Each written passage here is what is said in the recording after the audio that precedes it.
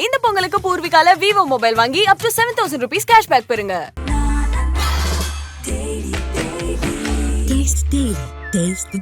மூச்சு திணறல், மூச்சு இழைப்பு, குரட்டையால் அவதியா, நுரையீரலை ஆரோக்கியமானதாக்கி எளிதாக சுவாசித்திடுங்கள். தங்கம் 24x7 ஆஸ்துமா சிகிச்சை நாமக்கல் மற்றும் கான்பூர். இன்னைக்கு நீதிமன்றத்துல தமிழ்நாடு அரசு என்ன சொல்லி இருக்கு? அயோத்தி மாதிரி ஆகக்கூடாதுங்கிறதுக்காக தடை பண்ணானா? அதான் ஆரம்பம். இந்துக்களை தொடாது. ஏன்னா நவாஸ் கனி வந்தா நடுங்குது உங்களுக்கு காலு. மானங்கட்ட கூட்டம். நவாஸ் கனியின் கைக்கூலிகள் இன்னைக்கு தமிழகத்தில் ஆட்சியில் இருந்து கொண்டு நம்முடைய கோவிலை இடிக்க போனவனுக்கு அங்க தர்காவா? இந்துக்கள் நாம் இப்பொழுது வாழாவிருந்தால் நம் தமிழ் கடவுள் முருகனையும் தரித்திரனாக்கி விடுவார். தமிழகத்தில் இருக்கின்ற இந்த தாலிபான் அரசாங்கம் ஸ்டாலினின் இந்து விரோத அரசிற்கு சொல்லுகிறேன், திருப்பரங்குன்றத்தை பங்கு போட அலைகின்ற இந்த ஹிந்து விரோத தீய கூட்டத்திற்கு சொல்லிக் கொள்ள விரும்புகிறேன். நாளைக்கு ஒரு அதிகாரிக்கு எதிராகவும் ஒரு ஊர்லயும் வழக்கு கொடுக்கணும். ஒரு காவல்துறை அதிகாரியையும் கோர்ட்டுல ஏத்த வேண்டியது நம்மோட கடமை. பெரியவர்களே, தாய்மார்களே, காலையிலிருந்து வீட்டு காவலில் வைத்திருந்தார்கள். நீதிமன்ற தீர்ப்புக்கு பிறகு 40 நிமிஷம் டிலே பண்ணி இங்க வந்துடப்படாதேன்னு சொல்லி டிலே பண்ணி தான் விட்டுருக்காங்க. ஆனால் இந்த தமிழகத்தில் இருக்கின்ற இந்த தாலிபான் அரசாங்கம் ஸ்டாலினின் இந்து விரோத தீய அரசிற்கு சொல்லுகிறேன், இப்படித்தான் செய்தார்கள் உத்தரப்பிரதேசத்திலே. ஆனால் நம் எதிரிகள் இனிமேல் ஆட்சிக்கே வர முடியாது என்ற சூழ்நிலை அங்கே ஏற்பட்டது போல அறுபடை வீட்டிலே முதற்படை வீடான திருப்பரங்குன்றத்தை பங்கு போட அலைகின்ற இந்த ஹிந்து விரோத தீய கூட்டத்திற்கு சொல்லிக் கொள்ள விரும்புகிறேன். முதல்ல வந்ததா முருகன் கோவில், இல்ல ஏதோ தர்கா சொல்றீங்களே அது முன்னாடி வந்ததா? யோசித்து பார்க்கணும். ஏன் இப்பொழுது ஏன் நடக்கிறது? ஸ்டாலின் வரும்பொழுதெல்லாம் இந்துக்களுக்கு எதிராக, திமுக வரும்பொழுதெல்லாம் இந்துக்களுக்கு எதிராக ஏன் நிர்வாகம் நடந்து கொண்டிருக்கிறது என்பதை நாம் மறந்துவிடக் கூடாது. நான் கேட்கிறேன், இந்த கேள்விக்கு மட்டும் பதில் சொல்லட்டும் இந்த இந்து விரோத தீய அரசாங்கம், இந்த காவல்துறையும். ஏன்னா இந்த காவல்துறை, நான் ஏற்கனவே நேற்று பதிவு போட்டிருந்தேன், எல்லாரும் நமக்கு எதிராக பேசின காவல்துறை அதிகாரிகள் உபயோகப்படுத்தின வார்த்தை, அவங்க சொன்னது எல்லாத்தையும் ரெக்கார்டு பண்ணுங்க. நாளைக்கு ஒரு அதிகாரிக்கு எதிராகவும் ஒரு ஊர்லயும் வழக்கு கொடுக்கணும். ஏன்னா 144 தடை உத்தரவு யார் போடலாம்? மேஜிஸ்ட்ரேட் போடலாம். Executive magistrate, collector. நான் கேட்கிற இந்த கலெக்டரோட அதிகாரம் திருப்பூருக்கு வர இருக்கா? காரைக்குடி வர இருக்கா? சென்னை வர இருக்கா? இவரோட அதிகாரம் மதுரை மாநகருக்கு உள்ளதானையா மதுரை கலெக்டரோடு? அப்ப அங்க இருக்கிற காவல்துறையினர் நம்மை கைது செய்கிறார்கள், வீட்டு சிறையில் வைக்கிறார்கள் என்றால் அரசியல் சட்டப்பிரிவு 21க்கு விரோதமாக, ஃபண்டமெண்டல் ரைட்ஸுக்கு எதிராக நம்மை சிறை வைத்திருக்கிறார்கள். ஒரு காவல்துறை அதிகாரியையும் கோர்ட்டில் ஏத்த வேண்டியது நம்மோட கடமை. இது இறுதி பாடமா இருக்கணும். இறுதி பாடம். இந்துக்களை தொடாது. ஏன்னா நவாஸ் கனி வந்தா நடுங்குது உங்களுக்கு காலு. மானங்கட்ட கூட்டம்.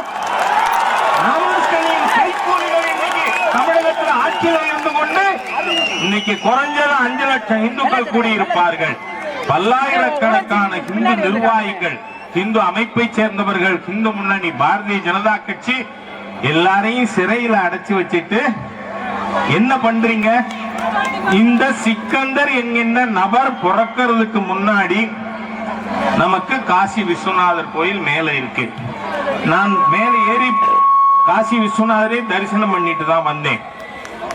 அப்போ இந்த சிக்கந்தர் எதுக்கு மேல போனா? இதுக்கு பதில் வரணும். ஏன்னா மேல யாரும் குடி இல்லை. இன்னைக்கு என்ன சால்ஜாபு சொல்றான், நான் தர்காக்கு போறேன்னு. இல்ல, அன்னைக்கு அதுவும் இல்லையே. அப்ப ஏன் போனா?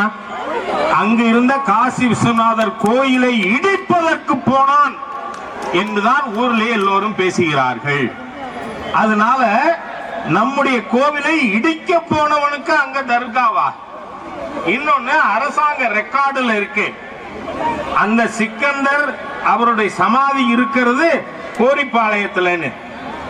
கோரிப்பாளையத்தில் ஏற்கனவே ஒரு சமாதி இருந்தா மேல இருக்கிறது போலிதானே, பொய்தானே? நம்முடைய முருகனுடைய முதல் படை வீட்டை அபகரிக்கும் திட்டம் தானே. அதனால இந்த சமயத்தில் நான் சொல்றேன், இந்துக்கள் நாம் இப்பொழுது வாழாவிருந்தால் நம் தமிழ் கடவுள் முருகனையும் தரித்திரனாக்கி விடுவார். முதல் படை வீட்டை கூறு போடுறதுக்கா யாருக்கு உரிமை இருக்கு? நீங்க ஒரே ஒரு விஷயத்தை சொல்லி இந்த வார்த்தைகளை நிறைவு செய்கிறேன். 42 முதல்ல முகமது அலி ஜின்னா பாகிஸ்தான் கோரிக்கை வைக்கிறான். 44 லாகூர்ல மாநாடு நடக்குது பிரிவினை கேட்டு. அப்ப முகமது அலி ஜின்னா சொன்னது என்ன? Either concede Pakistan or face civil வார்.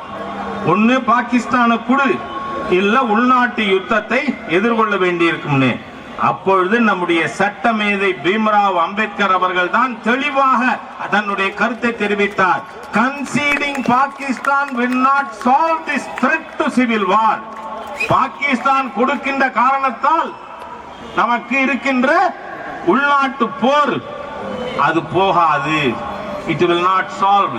அதுதான் இப்ப தொடர்ந்து கொண்டு இருக்கு. ஞாபகம் வச்சுக்கோங்க, 47க்கு முன்பாக இந்த நாட்டை பிரிவினை செய்யக்கூடாது என்று டாக்டர் பீம்ராவ் அம்பேத்கர் அவர்கள் நம்முடைய அரசியல் சட்டத்தை நமக்கு தந்த சட்ட மேதை அவர் சொன்னார், partition will not resolve the threat of civil war. அதுதான் இன்னைக்கு உள்நாட்டு யுத்தத்திற்கு இந்துக்களை வம்பிழுப்பதற்காக நவாஸ்கனி அங்க மேல போறாப்புல ஆடுகோழியோட. ஆகவே நாம இன்னைக்கே இது முளையிலேயே கிள்ளி எறியாவிட்டால் மிகப்பெரிய விலை கொடுக்க வேண்டி வந்துவிடும். இன்னைக்கு நீதிமன்றத்துல தமிழ்நாடு அரசு என்ன சொல்லி இருக்கு? அயோத்தி மாதிரி ஆகக்கூடாதுங்கிறதுக்காக தடை பண்ணானா? அதான் ஆரம்பமே. அயோத்தி இங்கு முருகப்பெருமானுடைய முதல் படை வீட்டிலே துவங்குகிறது. இருக்கின்ற ஹிந்து விரோத தாலிபான் அரசாங்கம் முடிவுக்கு கொண்டு வரப்படும். 26 அதற்கு முகூர்த்தம் குறித்தாகிவிட்டது என்று கூறி உங்கள் அனைவருக்கும் என்னுடைய கோடான கோடி நமஸ்காரங்களை தெரிவித்து நாம் உறுதியோடு இருப்போம், இந்து உறுதிப்பாடை உலகிற்கு காட்டுவோம் என்று கூறி வார்த்தைகளை நிறைவு செய்கிறேன். வணக்கம். இந்த பொங்கலுக்கு பூர்விகால விவோ மொபைல் வாங்கி up to 7,000 rupees கேஷ்பேக் பெறுங்க.